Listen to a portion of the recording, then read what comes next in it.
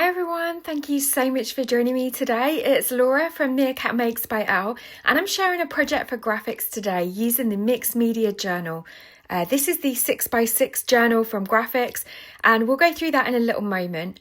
I'll also be using some Frisket film, which is a low-tack masking film, and that can be used on a variety of surfaces such as paper, plastic and glass.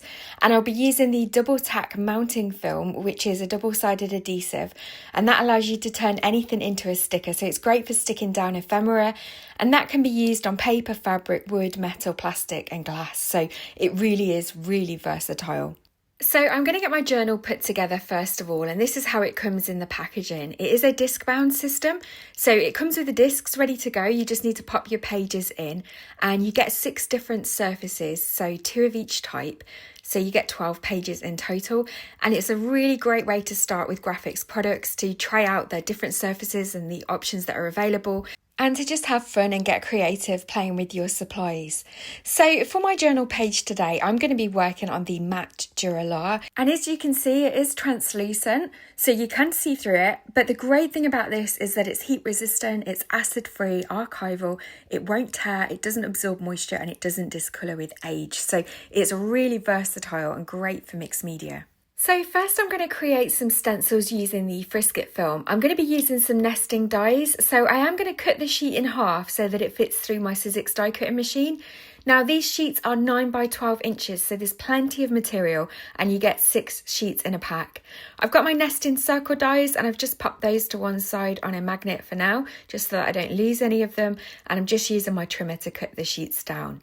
Now I was just going to create some circle kind of frames, but as I was playing around with it, I decided that the off-centered circle looked better, so I ended up putting them on my cutting plate, and then I changed my mind and I moved them over slightly, and it kind of created these really fun shapes. So I've ended up with all these different sized circle stencils with that slightly off-center circle in the middle, and I really love how these look. So I just kind of laid them out on my journal page there, and then I'm just going to peel off the backing tape, and you can see that you get this really thin translucent sticker film, and that's going to create a mask for us on the matte Dura-lar. And I have got it on a piece of white paper as well, just to make it easier to show what I'm doing on camera, because obviously the matte Dura-lar is translucent, so it does make it a little bit difficult to see on the glass mat. So once I've popped all of my stencils down, I'm then going to bring in some acrylic paint. I ended up not using all of these colours, but these are just some Amsterdam acrylics that I've got in my stash. I did have a Dilutions pink there, but I ended up not using that. And the colours that I'm using are Sky Blue Light and Turquoise Green. And I'm just applying the paint here using a foam blending tool. You could apply it with a paintbrush or whatever method or medium you prefer. You could even use a brayer. But I really like the fact that the foam blender gives some texture, so I am planning on keeping that there. So I'm going to let that dry. And then once that's dry, I'm going to add some stamping with this Rubber Dance stamp set. This is Mix It Up 6. I really love that postcard stamp at the bottom, so we'll be using that today. And I'm going to use some Gina K Designs dye-based inks to stamp on the acrylic paint, and it stamps beautifully. So this is a great feature with these graphics surfaces. You can just stamp with so many different mediums and get great results. So I've chosen colours of ink that will add texture to the background but be more of a tone-on-tone effect. So this is Emerald Coast, and then later on I bring in some Turquoise Sea. And this is just a great way of adding some more interest to the background but without introducing a new colour. You can of course stamp with acrylic paint if you prefer, so you could have used the same acrylic paint colours as well if you don't have any dye-based inks, but I just found it a lot easier to use my dye inks. It's a little bit easier to clean the stamps afterwards as well. So I'm now going to introduce some more texture to the background using the We'd Love stamp set from Rubber Dance. I absolutely love these gorgeous silhouettes, and they add some gorgeous detail to the background that we've created, very reminiscent of late summer. And I think the navy blue really complements the kind of light blue and the tealy turquoisey green that we've got going on with the paint colours. I'm also going to add one of the other images as well, and I'm going to do some 2nd and 3rd generation stamping with that one so that you get that kind of shadow effect in the background as well. And then I'm going to peel off my masks. Now, you do want to be careful at this point, because if you've used some pigment ink, it won't be dry just yet, but I'm very carefully lifting that mask off because I really want to see what my background is starting to look like. I'm going to keep those masks because I think they will actually make great stickers on another journal page that I'm going to create. So I'm going to put put those to one side, and you can pop them back on the release paper as well. You could also use these again as stencils and masks, so yeah, don't throw these bits away. You'll definitely be able to use them on another project. But I absolutely love how the background is starting to look. I am going to add a little bit more texture to the background though. So I'm going to use the Marks 3 stencil from Rubber Dance, and I'm going to use some Prusian blue Phtalo paint. So again, this is kind of like a really dark navy blue, and that matches the Versafine ink really nicely as well. And again, I'm just using a fine blending tool to add that texture.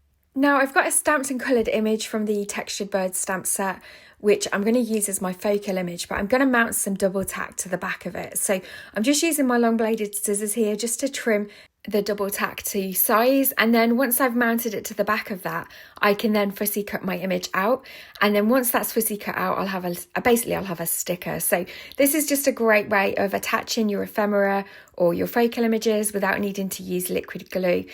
So once my image is all cut out and ready to use, I'm going to just add another circle. So again, I've just die cut some black card using the same nesting circle dies with that slightly off-centered circle just to help ground my image.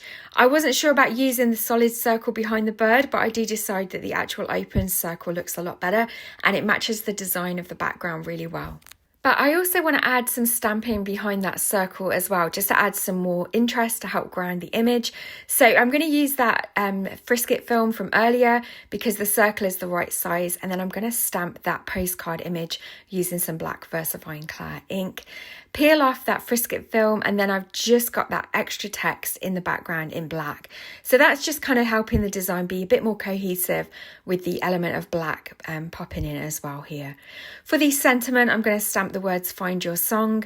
I'm going to heat emboss it with some white Superfine Wow embossing powder, and then I'm going to cut my words out using some scissors.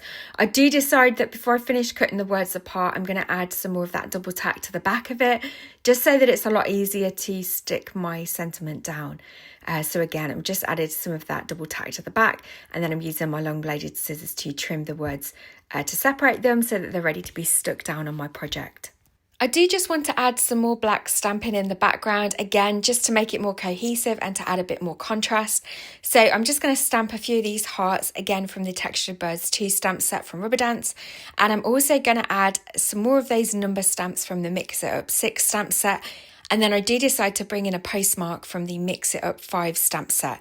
Again, because the postmark is a circle design, it worked really well with the circles that we've already got in the background and just really brought the design all together.